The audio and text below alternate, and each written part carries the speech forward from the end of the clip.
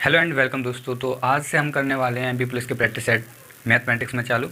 तो आप यदि एमपी पुलिस की तैयारी कर रहे हैं तो आपको पता ही होगा कि एमपी पुलिस की जो जगह हैं अभी उनका पेपर का फाइनल नहीं है कुछ भी, तो पता नहीं कब तक पेपर होंगे। तो जब तक आप हौसला बनाए रखिए और पढ़ाई बिल्कुल मत छोड़िए और मेरे साथ आप तैयारी करते रहिए। मैं आपको मैथ के सॉल्यूशन जो 2016-17 के पेपर थे उनके कराने वाला हूँ, ठीक है। तो मैं डेली आपको 20 से 25 क्वेश्चन कराने वाला हूँ मैथमेटिक्स में, जो भी है बढ़िया एकदम बेसिक से और ट्रिक दोनों से ही मैं कराऊंगा। तो आपको टेंशन लेने की ज़रूरत नहीं है, यदि आपका बेसिक कमज़ोर है तो भी आप कर पाएंगे, ठीक है दोस्तों। तो आइए चलते हैं हम बिना टाइम खर्च किए हुए। यदि आपको लगातार बने रहिए आप मेरे साथ, और यदि आपको मेरी क्लास अच्छी लगे तो चैनल को सब्सक्राइब जरूर कर लीजिएगा। अच्छी लगे तो बाद में कर लीजिए, अभी पहले क्लास देख लीजिए, ठीक है दोस्तों।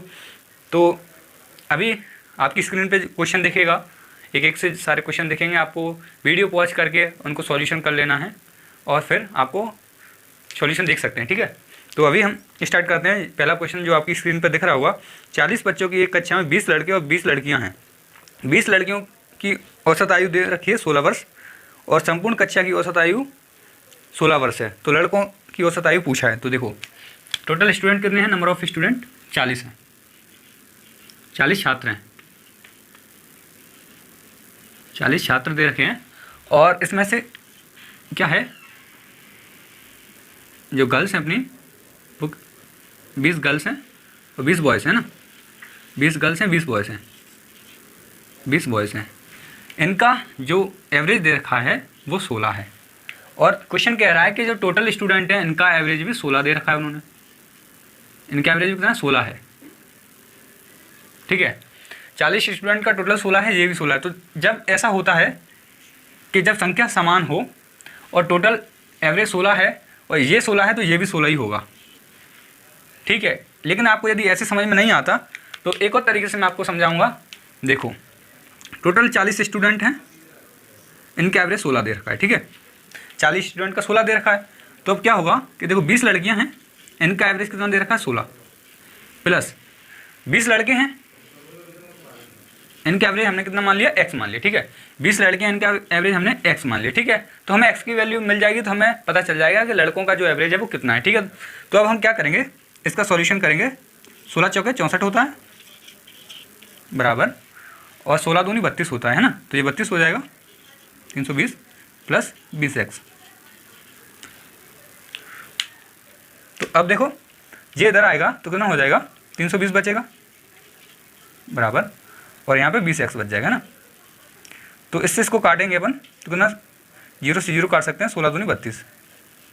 तो x की जो वैल्यू है वो कितनी आ गई, 32 आ गई, ठीक है। ये 16 है तो x की वैल्यू जो है कितनी आ गई, 32 आ गई। यानी ये x क्या थी, यहाँ पे बॉयज़ का एवरेज था, बॉयज़ का एवरेज था, ठीक है दोस्तों। आगे समझ में, ये बेसिक है और ये आपने यदि पढ़ा हुआ पहले से तो आपको डायरेक्टली समझ में आ जाएगा, ठीक है दोस्तों। तो अब आप नेक्स्ट क्वेश्चन करिए जो आपकी स्क्रीन पर दिख रहा होगा आपको।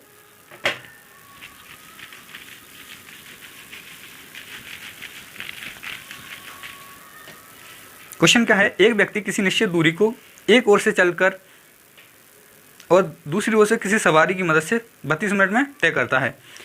यदि वो दोनों ओर से चलकर उसी दूरी को 55 मिनट में तय करता है तो अगर वो दोनों ओर से सवारी की मदद से चले तो वो दूरी तय करने में उसे कितना समय लगेगा। तो क्या कह रहा है, देखो एक दूरी दे रखी है, कोई दूरी है ए से बी की, ए से बी की कोई दूरी दे रखी है। तो क्या कह रहा है, ए से यदि वो इधर से जाता है, देखो ए से यदि वो जाता है पैदल 1 फुट जाता है, पैदल जाता है मतलब, और इधर से सवारी से आता है, वो मान के चलो साइकिल से आ रहा है, ठीक है। इधर से पैदल जा रहा है और इधर से साइकिल से आ रहा है, तो उसको कितना टाइम लग रहा है, 37 मिनट लग रहे हैं, 37 मिनट लग रहे हैं, ओके। लेकिन वो कह रहा है यदि दोनों साइड से वो इधर से भी ए से बी तक पैदल जाता है, पैदल जाता है और पैदल ही आता है, तो उसको टाइम कितना लगता है, यहाँ पे टाइम 55 मिनट लगते हैं, यहाँ पे टाइम कितना लगता है उसको 55 मिनट लगते हैं, 55 मिनट लगते हैं यहाँ पे टाइम, ठीक है। और यहाँ पे उसको टाइम कितना लगता है 37 मिनट, 37 मिनट लग रहे थे, ठीक है टाइम। तो अब क्या कह रहा है, देखो अब यहाँ पे क्या कर रहा है, वो पैदल गया, इधर से पैदल गया है और इधर से भी पैदल आया है ना, तो दोनों साइड टाइम बराबर लगेगा क्योंकि दूरी बराबर है, तो टाइम आधा आधा लग जाएगा। यानी 55 का आधा कितना होता है 27.5। तो इधर से क्या होगा, इधर से जब वो गया होगा तब 27.5 लगेगा, इधर से आएगा तो भी 27.5 लगेगा, 27.5 27.5 यानी कैसे देखो 55 दोनों से लग रहा है, तो एक साइड से कितना लगेगा 27.5 ही तो लगेगा ना, एक साइड से 27.5 लगेगा, ठीक है। यानी 27.5 मिनट इधर से, 27.5 मिनट इधर से, 27.5 मिनट उधर से। तो इसमें भी क्या है, जब वो इधर से जा रहा होगा पैदल तभी उसको 27.5 लगेगा, और जब उधर से आएगा तो उसको टोटल 37 लगेगा। तो उधर से आएगा तो कितना लगेगा, जो इधर से जाने का टाइम है वो कितना लगेगा, तो 37 में से अपन माइनस करेंगे क्या 27.5, तो कितना हो जाएगा देखो 9.5 बच जाएगा ना। तो यानी इधर से जब वो जा रहा था तो उसको 27.5 मिनट लग रहे थे, और इधर से जब वो साइकिल से आया तो उसको 9.5 मिनट लगे, ठीक है। एक साइड से आने के उसको कितने लगे 9.5 मिनट लगे। तो यदि वो दोनों साइड से साइकिल से जाता, यानी इधर से भी साइकिल से जाता तो कितना लगता उसको, इधर से भी तो 9.5 लगते, इधर से भी 9.5 लगते, उधर से भी 9.5 लगते, दोनों कितना हो जाता 9.5 यानी ये हो जाता 19 मिनट। कितना हो जाता आंसर 19 मिनट हो जाता, ठीक है। आ गया समझ में आपको, एकदम बेसिक से है, इसमें कुछ ज़्यादा है नहीं, ठीक है दोस्तों। तो अब नेक्स्ट क्वेश्चन करिए आप।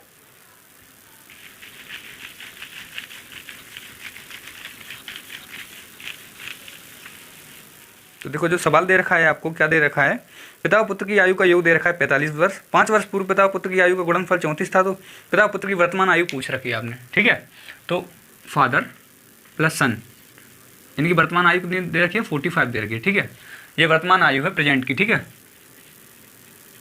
ये है प्रेजेंट की आयु, वर्तमान आयु दे रखी है इतनी।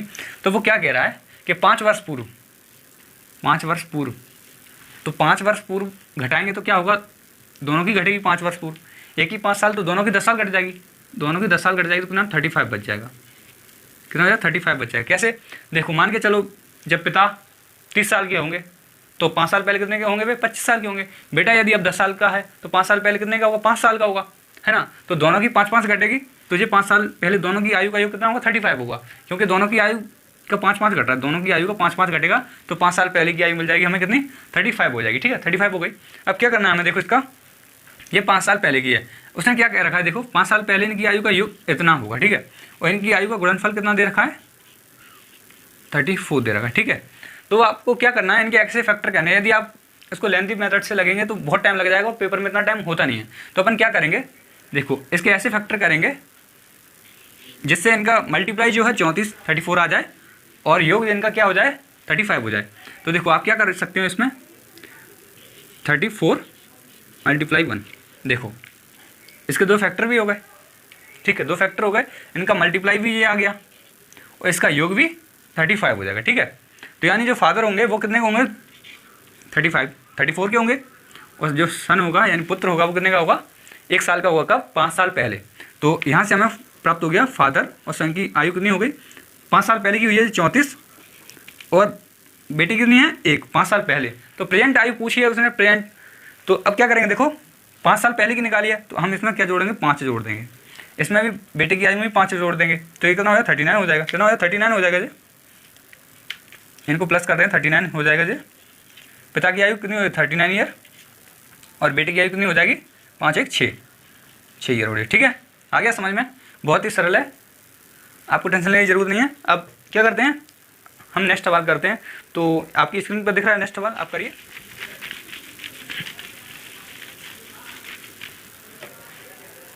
हाँ, तो नेक्स्ट सवाल क्या है, 15 वर्ष पूर्व रमेश की आयु सुरेश की आयु की आधी है, यदि उनकी वर्तमान आयु का अनुपात 4:5 है तो उनकी वर्तमान आयु का योग क्या होगा। तो क्या कह रहा है 15 वर्ष पूर्व रमेश की आयु सुरेश की आयु की आधी है, 15 वर्ष पूर्व की बता रहे हैं, रमेश की आयु जो है सुरेश की आयु की, रमेश की आयु जो है सुरेश की आयु की आधी है, सुरेश की आयु की, तो इसकी 1 होगी तो इसकी 2 होगी, तभी तो सुरेश की आयु की आधी हो गई, यानी इसकी x होगी तो इसकी 2x, यानी रेशियो में निकालेंगे हम, तो इसकी 1 होगी तो 2 होगी। उसने कहा रमेश की आयु सुरेश की आयु की आधी है, यानी सुरेश की आयु 2 है तो इसकी आधी होगी 1, ठीक है। ये 15 वर्ष पूर्व की बात है, 15 वर्ष पूर्व की बात है, ठीक है। अब आगे क्या कह रहा है वो क्वेश्चन, आगे कह रहा है यदि उनकी वर्तमान आयु का अनुपात दे रखा है 4:5 तो उनकी वर्तमान आयु का योग क्या होगा। वर्तमान आयु है 4:5, वर्तमान आयु प्रेजेंट में जो आयु है इनकी ये है और पहले ये थी ऊपर, ठीक है। वर्तमान आयु का ये दे रखा है उन्होंने 4:5, तो हम क्या करेंगे, देखो इनको घटाएंगे, यहाँ डिफरेंस कितने का 3 का, 3 बराबर कितना हो जाएगा 15। तो 1 यूनिट की जो वैल्यू होगी, 1 यूनिट की वैल्यू कितनी होगी, 1 यूनिट की वैल्यू होगी वो 5 के बराबर हो जाएगी, 1 यूनिट बराबर 5 ईयर, ठीक है। अब उन्होंने क्या पूछा है कि इनकी वर्तमान आयु, 1 यूनिट की वैल्यू कितनी है 5 है, तो वर्तमान है तो प्रेजेंट ये है, और पहले की पूछता तो ये होती, पहले की जो पूछता तो ये निकलता, लेकिन अभी वर्तमान पूछ रहा है प्रेजेंट आयु, तो प्रेजेंट आयु का रेशियो ये है, एक यूनिट की वैल्यू 5 है, तो 5 का मल्टीप्लाई हम इसमें करेंगे, 5 का मल्टीप्लाई हम इसमें करेंगे, तो 5 चौक 20 और 5 25, यानी 5 पंजे 25, ठीक है। तो 20 और 25 होगी उन दोनों की आयु, ठीक है। आयु का योग पूछा है, लेकिन योग पूछा है तो दोनों को हम जोड़ देंगे तो 45 ईयर आ जाएगा, ठीक है। आगे समझ में 45 ईयर आ जाएगा, ठीक है। नेक्स्ट क्वेश्चन करिए।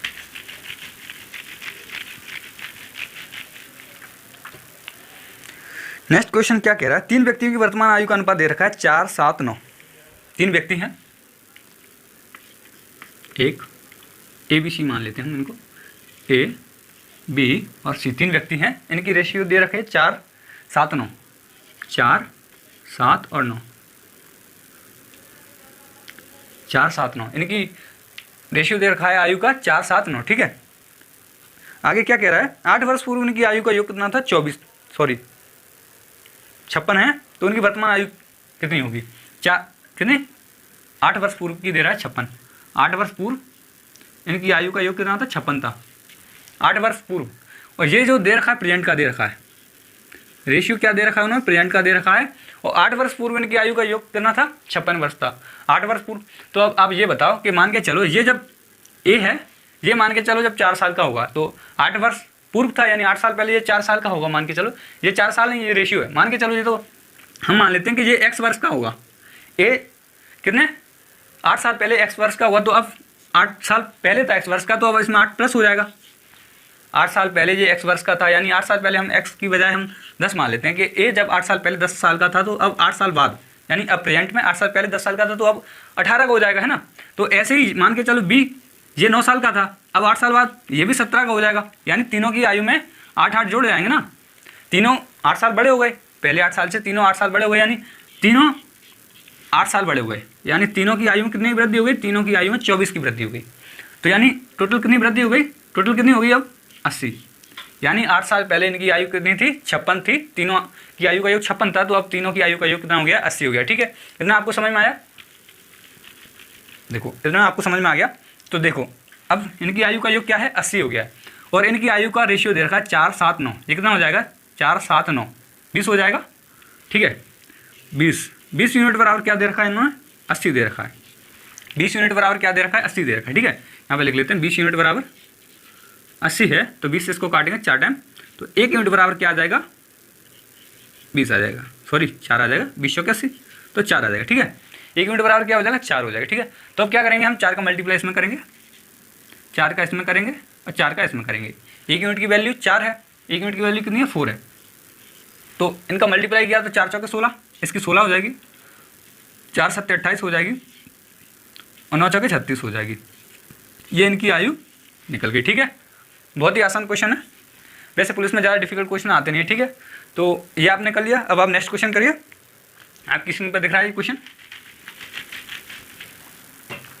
क्वेश्चन क्या कह रहा है अगला, पिछले 30 मैचों में विराट कोहली का औसत 64 है, अंतिम मैच में उसका औसत कितना हो जाता है, 34 हो जाता है, सॉरी 63 हो जाता है, उल्टा बोले मैं, कितना हो जाता है, 63 हो जाता है, 63 हो जाता है। तो उस मैच में उसने कितना स्कोर किया, यानी वो क्या कह रहा है। इसके 2 तरीके हैं, आपको मैं एक बेसिक से बता देता हूँ, एक आपको मैं बता देता हूँ, पहले बेसिक से बता देता हूँ। देखो पहले 30 मैचों का औसत उसने कितना है, 64 बनाया है, बड़ा लिख देता हूँ थोड़ा। पहले 30 मैच क्या है, विराट कोहली ने पहले 30 मैच खेले, उसमें इसने 64 स्कोर किया एवरेज, ठीक है। लेकिन वो क्या कर रहा है, एक और मैच खेलता है, उसमें उसने x रन बनाए, 30 मैच यहाँ खेले, उनका 64 हो गया, 64 हो गया एवरेज। अब एक मैच और खेला, उसमें उसने x रन बनाए, ठीक है। ये किसके बराबर हैं, 31 मैचों में उसने टोटल कितने बनाए, एक घट जाता है। वो क्या कह रहा है, पहले उसका जो एवरेज था वो कितना था, 64 था, कितना था एवरेज, पहले 64 था, लेकिन अब एक कम हो जाता है, तो कितना बच जाता है, 63 बच जाता है, कितना बच जाता है, 63 हो जाता है, ठीक है, एक घट गया है। तो वो पूछ रहा है कि जो उसने 31वां यानी ये वाला जो मैच खेला है, उसमें उसने x की वैल्यू क्या है, मतलब इसमें इतने कितने रन बनाए, ये पूछ रहा है। तो क्या करेंगे हम, इसका मल्टीप्लाई कर लेंगे यहाँ से, 0 4 3 12 और 3 छंगी 18 1 19, ठीक है, प्लस x किया, इसका मल्टीप्लाई इससे कर सकते हैं अपन, देखो 63 का 63 और इसको किया तो यहाँ पे मल्टीप्लाई लिख लो, 3 3 9 3 छंगी 18, ठीक है, 3 15 9 1, क्या गया ठीक है, इतना आ गया। अब हम क्या करेंगे, इसको इधर ले जाएंगे, माइनस करेंगे, इसमें से कितना बच जाएगा, इसको माइनस किया तो कितना हो जाएगा, देखो 3 और 2 गया तो कितना बच जाएगा, फिर 3 बच जाएगा। ठीक है, 19 से 19 कट जाएगा। ठीक है, तो x की जो वैल्यू है वो कितनी हो गई, 33। यानी उसने जो 31वें नंबर में जो मैच खेला उसमें कितने 31 रन बनाए, सॉरी 33 रन बनाए जो उसने 31वें नंबर पे मैच खेला था। यानी लास्ट में जो मैच खेला था तो ये एक्स की वैल्यू कितनी आ गई, 33 आ गई। लेकिन हम इसको डायरेक्ट कैसे कर सकते हैं, तो डायरेक्ट कैसे कर सकते हैं मैं आपको बता देता हूँ। डायरेक्ट करने का बहुत ही आप देखते ही कर सकते हैं इसको, बहुत ईजी तरीका है। देखो मान के चलो विराट कोहली ने जो 30 मैच हैं इसमें कितने बनाए थे, उसने 64 बनाए थे। 30 मैचों में उसने 64 बनाए थे। ठीक है, तो क्या करता, यदि 31वां जो मैच होता, 31वें नंबर पे जो मैच होता उसमें यदि उसने 64 बनाए होते, 31वें मैच में उसने यदि 64 बनाए होते रन, तो एवरेज तो बराबर ही रहता। क्योंकि यदि कोई 64 का इसमें आए और 64 का चला जाए तो इससे कोई फर्क नहीं पड़ता, इसमें एवरेज में कोई अंतर नहीं आता। तो यानी कुछ ना कुछ कम ज़्यादा हुआ है तो वो क्या कह रहा है, एक कम हो जाता है एवरेज, कितना, एक कम हो जाता है कितने पे, 31 पे। जब इसमें कुछ कम बनाए होंगे रन, यदि ये 64 से ज़्यादा बनाएगा तो बढ़ेंगे रन, एवरेज बढ़ जाएगा, लेकिन कम बनाए होंगे तो उसने एक कम हो गया कितने पे, 31 पे। 30 तो ये और एक इसने बनाया है, मतलब एक मैच और खेला उसके, यानी 31 मैचों में उसने एक की कमी आ गई है। 31 मैचों में एक की कमी आ गई है, एवरेज एक कम हो गया, 31 टोटल मैचों में एक कम हो गया, तो कितना 31, तो 31 कम हो गए। तो यानी उसने क्या किया होगा, 31 की कमी आ गई, सबके लिए कमी आ गई। देखो ये एक क्या है, एक वो है जिसमें ये total match number of match कितने हो गए, 31 मैच हो गए, 30 और एक जो ये वाला एक, तो ये टोटल 31 में एक की कमी आ गई, यानी सबके लिए एक एक की कमी आ गई, तो टोटल 31 की कमी आ गई। तो 31 की कमी आ गई तो 31 को हम क्या करेंगे, यहाँ से घटा देंगे तो कितना बचेगा, 33। ठीक है, ऐसे भी आप कर सकते हैं। नहीं समझ में आया तो एक बार और समझा देता हूँ मैं आपको। देखो आप चाहो तो ऐसे कर सकते हैं इसको। देखो 30 मैचों में उसने कितने बनाए, 64 बनाए। यदि एक मैच और खेलता है इसमें 64 बनाता तो क्या होता, एक मैच और खेलता है इसमें 64 बनाता तो एवरेज बराबर रहता। लेकिन क्या है, एक की कमी आ गई है, एक की कमी आ गई है, कितने पे, कितने में कमी आ गई है, 30 पे कमी आ गई, 30 और 31 पे, यानी टोटल 31 नंबरों की कमी आई है, 31 रनों की कमी आई। कितने पहले कितने थे, 64 थे, 31 की कमी आई तो इसमें से इसको घटाएंगे तो 33 बच जाएगा। ठीक है, ऐसे भी कर सकते हैं, लेकिन वो इससे पहले कराया था वो ज़्यादा बेटर है। ठीक है, तो अब नेक्स्ट करते हैं। नेक्स्ट क्वेश्चन क्या कह रहा है, एक व्यापारी के पास 100 किलोग्राम चीनी थी जिसका कुछ मूल्य उसने 8% के लाभ पर बेच दिया और शेष को 18% के लाभ पर बेच दिया। ठीक है, उसके द्वारा प्राप्त कुल जो लाभ है वो 10% है। कितनी चीनी उसने 18% के लाभ पर बेची। ठीक है, क्वेश्चन आपने पढ़ लिया। देखो टोटल चीनी कितनी है उसके पास, 100 kg, टोटल चीनी कितनी है, 100 kg चीनी है उसके पास टोटल। ठीक है, अब वो क्या कह रहा है इसमें से उसने कुछ चीनी तो 8% के लाभ पर और कुछ 18% के लाभ पर बेची। कुछ चीनी उसने 8% के लाभ पर बेची, कुछ कितने में बेची, 18% के लाभ पर बेची। ठीक है, इतना समझ में आया। अब वो क्या कह रहा है कि टोटल लाभ उसको कितना हो रहा है, 10% हो रहा है। टोटल लाभ उसको कितना हो रहा है, 10% हो रहा है। तो हम इस पर एलिगेशन मेथड लगा देंगे। ठीक है, तो यहाँ 2 बचेगा और यहाँ कितना बचेगा, 8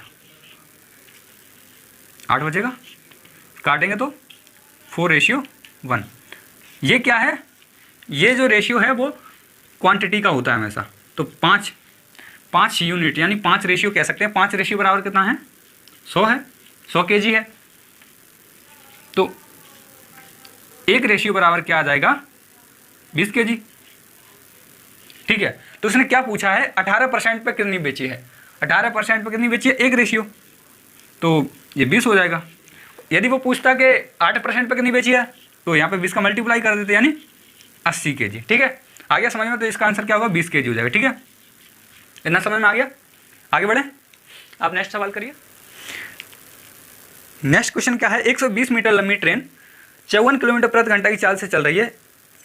इसी दिशा में एक और ट्रेन है जो 90 किलोमीटर पर घंटे की चाल से आ रही है। वो 200 मीटर लंबी ट्रेन, इसे पार करने में कितना समय लगेगा। थोड़ा सवाल उल्टा सीधा हो गया, कोई बात नहीं है, लेकिन डाटा उसमें सही दे रखा है। ठीक है, क्या कह रहा है, देखो 120 मीटर लंबी ट्रेन है, ये एक ट्रेन है 120 मीटर लंबी है, इसको ए मान लेते हैं। ठीक है, एक दूसरी ट्रेन है, वो क्या कह रहे, देखो थोड़ा इधर लिख देता हूँ मैं, ए और बी दो ट्रेन है, इसकी लंबाई कितनी है 120 मीटर है और इसकी 200 मीटर है, ठीक है। ये कितने से चल रही है, ये चल रही है आपकी 54 किलोमीटर। जो पहली ट्रेन है ये 54 किलोमीटर की पर आवर से चल रही है और ये 90 किलोमीटर पर आवर से चल रही है, ठीक है। ये 54 किलोमीटर पर आवर से चल रही है, ठीक है। अब वो क्या कह रहा है, ये एक ही दिशा में चल रही हैं, यानी ये ट्रेन भी इसी दिशा में चल रही है और ये दूसरी ट्रेन जो आ रही है वो भी इसी दिशा में चल रही है, ठीक है। दोनों ट्रेन एक ही दिशा में चल रही है, ओके। तो अब वो कह रहा है कि जो 90 किलोमीटर वाली है स्पीड ज़्यादा है इसकी, तो ये इसको पार करेगी, है ना, ये इसको पार करेगी, तो वो कितने समय में पार करेगी। तो यहाँ पे क्या होता है कि हम टोटल लेंथ जोड़ लेंगे। एक फॉर्मूला होता है कुल लेंथ, कुल लंबाई, इससे आपके अधिकतर सवाल बन जाएंगे, ठीक है। कुल लंबाई अपन कुल समय, यानी कुल समय यहाँ लिख सकते हैं, अंग्रेजी वाले लिख सकते हैं टोटल लेंथ अपन टोटल टाइम, कुल समय, लेकिन ये यहाँ पे होना चाहिए सेकंड में, ओके। क्या होना चाहिए, सेकंड में होना चाहिए। यहाँ पर कर देंगे हम 18/5 का, 18/5 का अपन कर देंगे मल्टीप्लाई, और यहाँ पे जो स्पीड होगी रिलेटिव स्पीड होगी वो भी किलोमीटर पर आवर में होनी चाहिए, रिलेटिव स्पीड होगी वो भी किलोमीटर पर आवर में होनी चाहिए, ठीक है। ये एक फार्मूला है, अधिकतर इससे क्वेश्चन बन जाते हैं, ये वही फार्मूला है, इसमें कुछ याद करने के लिए है नहीं, ठीक है। तो अब हम इसको देखो, टोटल लेंथ दे रखी है उसमें, तो टोटल लेंथ क्या होगी 120, दोनों ट्रेनों की लंबाई हो जाएगी, ठीक है। 120 तो 320 हो जाएगा, कुल लंबाई कितनी हो 320। अब हमें कुल समय पूछा, उसने टाइम कितना ले रही है, तो कुल समय पूछा है तो हम इसको x मान लेते हैं, या हम इसको t लिख सकते हैं कि हमें t पूछा है, इंटू 18/5 और रिलेटिव स्पीड क्या है, 90 में से 54 माइनस कर देंगे तो कितना बच जाएगा, 36 बच जाएगा। रिलेटिव स्पीड बराबर क्या होता है, देखो एक ही दिशा में चल रही है तो चालें घट जाएंगी, तो 90 में से 54 माइनस हो जाएगा, 90 में 54 घट जाएगा तो 36 बच जाएगा, ठीक है। तो क्या होगा 18 दूनी 36, तो देखो 18 दूनी 36 हो गया, तो 320 बराबर हो गया 5 दूनी 10 इंटू टी, तो इससे ही कट गया, तो टी बराबर यहाँ पे क्या आ गया, टी बराबर यहाँ पे आ गया कितना 32 सेकेंड, 32 सेकेंड आ जाएगा, ठीक है। टी बराबर यहाँ पे 32 सेकेंड आ जाएगा। इससे अधिकतर इस फॉर्मूले से आपके अधिकतर ट्रेन के जो सवाल हैं, खासकर एमपी पुलिस के लेवल के, इस फॉर्मूले से बन जाएंगे। मैं आपको इसको पर्सनली एक वीडियो में समझा दूंगा, आप चाहो तो देख सकते हो वहाँ से, लेकिन अभी मैं इतना ही समझा सकता हूँ, ठीक है। तो अब हम नेक्स्ट क्वेश्चन करने वाले हैं, आप ट्राई करिए जब तक। तो देखो नेक्स्ट क्वेश्चन क्या है, एक परीक्षा में एक छात्र औसतन 71 अंक प्राप्त करता है, यदि उसे भौतिक विज्ञान में 7 अंक अधिक और संस्कृत में 5 अंक अधिक मिले तो उसके द्वारा प्राप्त अंक कितने 73 हैं, औसत अंक 73 हो जाते हैं। तो परीक्षा में कितने सब्जेक्ट हैं या प्रश्न पत्र हैं, ठीक है, एक ही बात है। यानी देखो उसने 71 प्राप्त कर लिए औसत, कुछ विषयों में 71 प्राप्त कर लिए, ठीक है। लेकिन वो क्या कह रहा है, कुछ विषयों में यानी कुछ सब्जेक्ट में उसने कितने प्राप्त कर लिए, कुछ प्रश्न पत्रों में उसने 71 अंक प्राप्त कर लिए, ठीक है, औसत 71 अंक प्राप्त कर लिए। लेकिन अब क्या कह रहा है, वो कुछ मतलब सब्जेक्ट में 71 अंक प्राप्त कर लिए, लेकिन वो क्या कह रहा है, यदि उसने भौतिक विज्ञान फिजिक्स और संस्कृत में 5, फिजिक्स में कितने, फिजिक्स में उसने 7 अंक, और फिजिक्स में संस्कृत में उसने 5 अंक अधिक प्राप्त कर लिए, किससे, इससे, इसने 7 ज़्यादा कर लिए और इसने 5 ज़्यादा कर लिए, ठीक है। इसने फिजिक्स में 7 और इसमें 5 ज़्यादा कर लिए, तो औसत कितना बढ़ जाता है, 2 बढ़ जाता है, 73 हो जाता है, 2 बढ़ जाता है, ठीक है, 2 बढ़ जाता है। यहाँ से यहाँ तक का डिफरेंस कितना बढ़ जाता है, 2 बढ़ जाता है, एवरेज 2 बढ़ गया यहाँ पे, ठीक है। कितना बढ़ गया, 2 एवरेज बढ़ गया, 71 से 73 हो जाता है, यदि वो फिजिक्स और संस्कृत में कितने 7 और 5 यानी 12 अंक ज़्यादा लेके आता है, कितने से 71 से, ठीक है। तो कितने 12 अंक ज़्यादा लेके आता है, ठीक है। अब वो क्या कह रहा है, औसत कितना है इसका, 2 बढ़ रहा है, इसको यहाँ से हटा देते हैं, यहाँ पे लिख देते हैं, ठीक है, 73, ये 2 बढ़ रहा है, 2 प्लस हो रहा है, ठीक है। तो ऐसा हम कैसे ऐसी कौन सी संख्या जिससे डिवाइड करें तो 2 आ जाए, तो यहाँ पे हम 6 लिखेंगे, 6 से डिवाइड करेंगे तो 2 आ जाएगा, हम इसको 6 से डिवाइड करेंगे तो 2 आ जाएगा, ठीक है। तो यानी यहाँ पे प्रश्न पत्रों की जो संख्या है वो कितनी हो जाएगी, 6 हो जाएगी। यदि आपको ऐसे समझ में नहीं आया तो हम इसको x लिख देते हैं, ठीक है। तो यहाँ से इसको काटेंगे तो ये 6 हो जाएगा, यहाँ पे 1 बच जाएगा, तो 6 बराबर x, यानी जो सब्जेक्ट कितने सब्जेक्ट हैं उसमें प्रश्न पत्रों की संख्या कितनी, 6 निकल गई, ठीक है। समझ में आया। नेक्स्ट क्वेश्चन करिए, जब तक मैं इसको मिटा देता हूँ, ठीक है।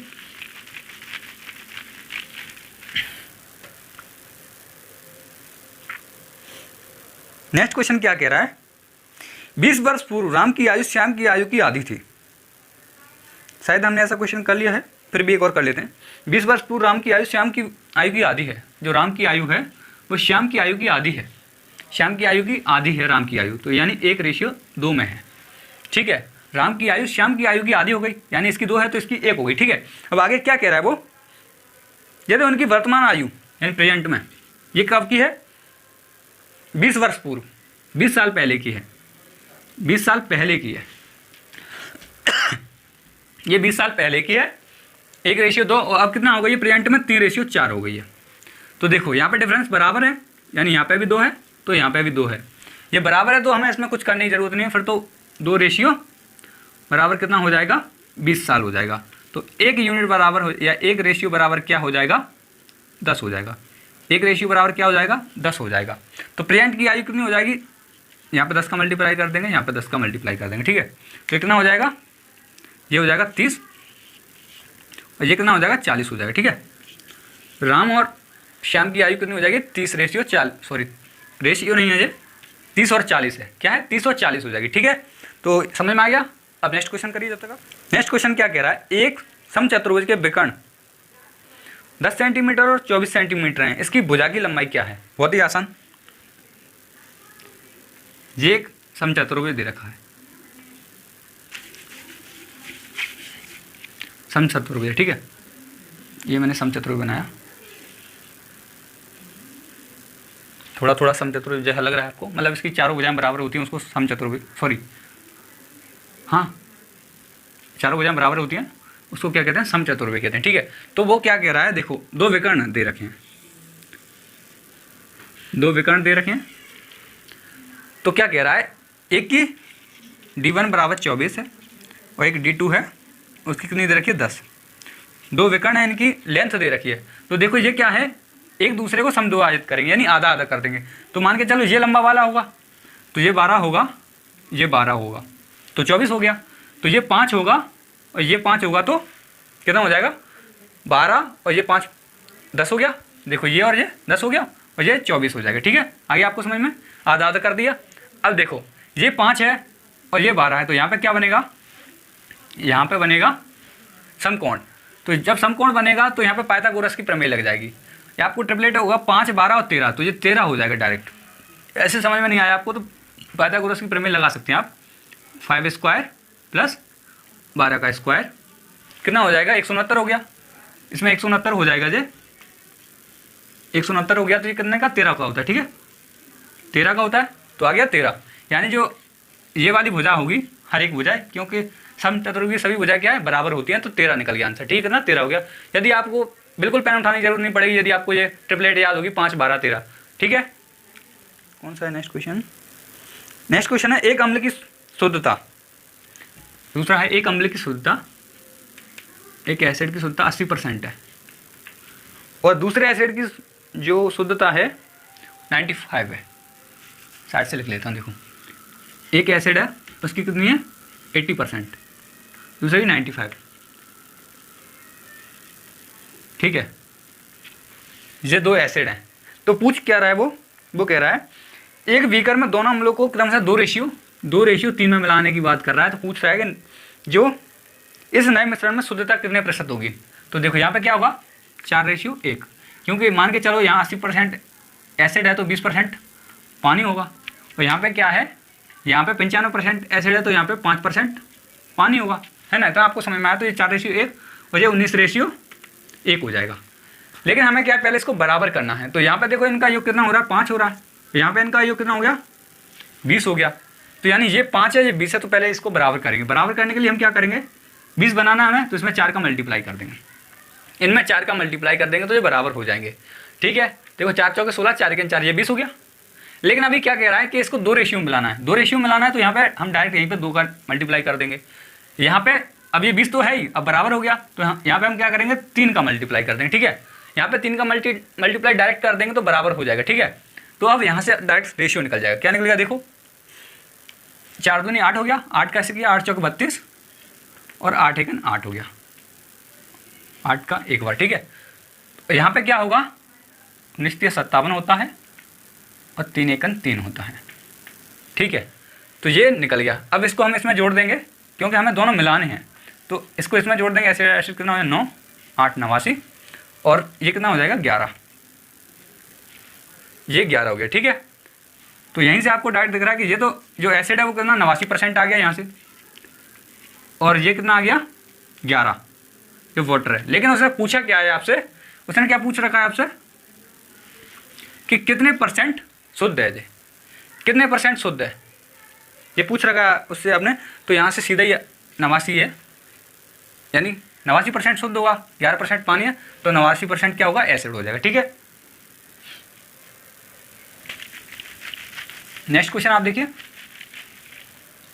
नेक्स्ट क्वेश्चन क्या कह रहा है, एक मकान में एक कमरे की ऊंचाई 5 है, हाइट कितनी दे रखी है उसने 5 दे, ये एक रूम की हाइट 5 मीटर दे रखी है। ठीक है, रूम की हाइट कितनी दे रखी है 5 मीटर दे रखी है, एक रूम की हाइट 5 मीटर है। ठीक है, आगे क्या कह रहा है, इसकी लंबाई इसकी ऊंचाई की 3 गुनी है। मान के चलो मैंने ये ड्रॉ कर लिया, इसकी जो लंबाई है ऊंचाई की 3 गुनी है, मतलब चौड़ाई की 3 गुनी है, ऊंचाई तो 5 दे रखी है, इसकी लंबाई क्या कह रहा है वो चौड़ाई की 3 गुनी है। तो मान के चलो ये मैंने b मान लिया, लंबाई b मान लिया, तो ये 3 गुनी है तो 3b हो जाएगा, इसका 3 गुना 3b हो जाएगा, 3 का मल्टीप्लाई कर लें तो ये 3b हो गया। ठीक है, लंबाई चौड़ाई की 3 गुनी हो गई। अब वो आगे क्या कह रहा है, आगे कह रहा है इसकी चारों दीवारों की पुताई खर्च 2.5 यानी 2.5 रुपये से 200 रुपये खर्च कर देता है ना।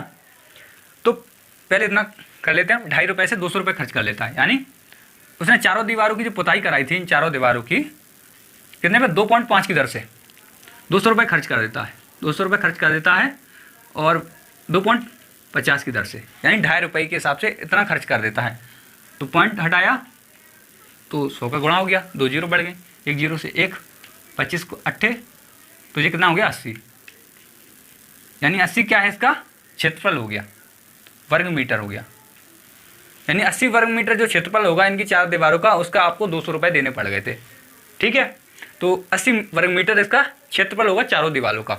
लेकिन अब यहाँ से क्या करना है हमें, देखो आपने 2 और पहले अपन क्या करें लंबाई इंटू चौड़ाई, लंबाई इंटू चौड़ाई नहीं, लंबाई इंटू ऊंचाई। देखो चारों दीवार निकालनी है तो लंबाई यानी रूम की लंबाई इंटू ऊंचाई, पहले रूम की लंबाई यानी यहाँ से यहाँ तक की लंबाई और यहाँ से यहाँ तक की ऊंचाई, तो इस दीवार का निकलेगा, तो लंबाई कितनी है 3b है। ठीक है, इंटू ऊंचाई यानी हाइट।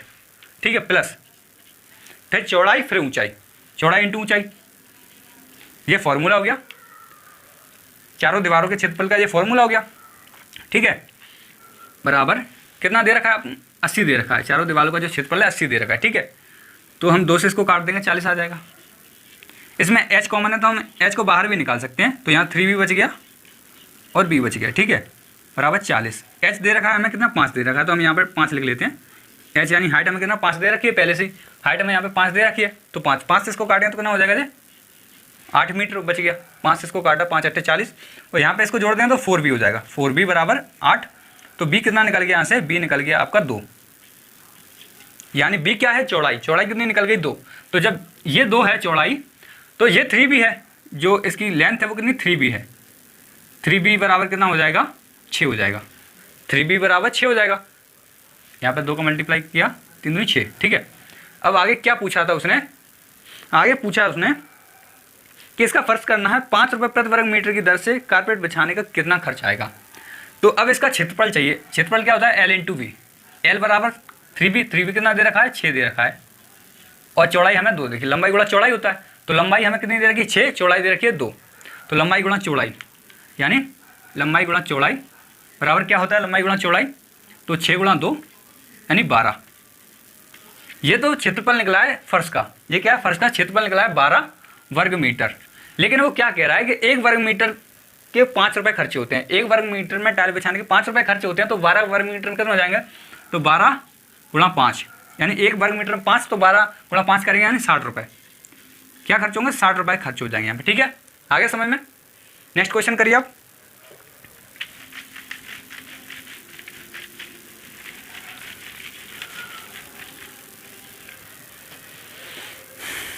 नेक्स्ट क्वेश्चन क्या दे रखा है आपके लिए, एक मेज को 15% के लाभ पर, ए जो है एक मेज को 15% के लाभ पर बी के लिए बेचता है, बी से पुनः ए के लिए 20% के लाभ पर बेचता है, जिससे उसे 69 रुपये का लाभ हो जाता है। किसको, बी को तो उसने पूछा है ए ने शुरुआत में से कितने रुपए में खरीदा। ये ए है, ये बी है। पहले क्या कर रहा है, ए से बी के लिए 15% लाभ पर बेचता है, 15% लाभ पर बेचता है बी के लिए। लेकिन बी क्या करता है, इस मेज को पुनः इसके लिए बेच देता है 20% लाभ पर, 20% लाभ पर बेच देता है इसको, ठीक है। तो उसको कितने 69 रुपये मिल जाते हैं। यानी बी का जो प्रॉफिट है वो कितना है 69, यानी 69 रुपये हो जाता है, ठीक है। तो वो क्या कर रहा है, 20% लाभ होता है, तो 20% आपको पता है 1/5 के बराबर होता है। 20% किसके बराबर होता है, 1/5 के बराबर होता है, ठीक है। नहीं समझ में आया, वैसे तो आपको परसेंटेज पढ़ा होगा तो समझ में आ गया होगा। 20% लाभ हो रहा है, 100 पैसे 20 का हो रहा है, यानी 1/5 हो रहा है, 1/5 हो रहा है। तो उसको लाभ कितना हो रहा है, लाभ हो रहा है 69 का हो रहा है। तो एक बराबर कितना है 69 है। तो उसने खरीदा कितने में होगा, उसके लिए सीपी क्या होगा 69 × 5। देखो समझ में आया, नहीं समझ में आया तो एक बार और समझाता हूँ। देखो आपको, देखो उसका लाभ कितना हो रहा है, 1 यूनिट उसका लाभ हो रहा है, 20% लाभ हो रहा है, यानी 1 यूनिट उसका लाभ हो रहा है। सीपी कितना था, यानी उसने कोई वस्तु 100 रुपये में खरीदी और 120 में बेचती, 120 में बेचती, तो यानी ये प्रॉफिट है, ये क्या है प्रॉफिट है। 20% उसको लाभ हुआ, 20% लाभ हुआ, यानी ये क्रय मूल्य का कितना 1/5 है, क्रय मूल्य का 1/5 है। तो ये 1 बराबर कितना दे रखा है 69 दे रखा है, यानी उसका लाभ 69 रुपये है। तो सीपी क्या होगा उसके लिए, यानी क्रय मूल्य उसने कितने में खरीदा होगा, तो 5 × 69 कर दो इसमें, 5 × 45, 5 × 30 और यह आ गया 34, ठीक है, इतना आ गया। अब वो क्या कह रहा है, ये किसके लिए सीपी है, ये यहाँ पे जब ए ने इसके लिए बेचा था तो 345 रुपये में बेचा था, तो ये किसके लिए सीपी था, बी के लिए, ये बी के लिए सीपी था। लेकिन इसमें ए का 15% प्रॉफिट जो है इंक्लूड है, इसमें ए का 15% लाभ भी इसमें शामिल है ना। तो वो क्वेश्चन क्या पूछ रहा है कि ए ने इसको कितने रुपए में खरीदा, यानी ए का सीपी पूछ रहा है वो क्वेश्चन, ए का सीपी पूछ रहा है, ठीक है। तो ए का सीपी कैसे निकालेंगे, देखो इसका लाभ 15% दे रखा है, तो यानी 115 अपॉन 100, 115 अपॉन 100। तो 115 क्या है, इसमें 15% लाभ इंक्लूड है, तो ये 23 हो जाएगा, 5 से काटे 23/20, ठीक है, 23/20। तो 23 बराबर क्या हो जाएगा, देखो इधर लिख लेते हैं इसको। 23 क्या है इसका, 23 जो है एसपी है, किसका 23 एसपी है और 20 इसका सीपी है। 23 बराबर क्या हो जाएगा, देखो ये हो जाएगा 345, ये 23 बराबर है। तो सीपी निकालना है हमें, तो 23 से इसको काटो, 23 एक बार जाएगा 23, फिर कितना 23 से इसको काटा एक बार गया, फिर कितना 11 बच गया, तो 23 × 5 = 115 हो गया, ठीक है। तो 23 से इसको काटा 5 बार। तो पूछा है उसने कि ए का सीपी कितना है, तो 1 यूनिट की वैल्यू कितनी आ गई 15 आ गई। तो बी का सीपी कितना होगा 20 यूनिट है, तो 20 × 15, 15 दूनी 30, यानी ए ने इसको कितने में खरीदा होगा 300 रुपये में खरीदा होगा, ठीक है, समझ में आ गया।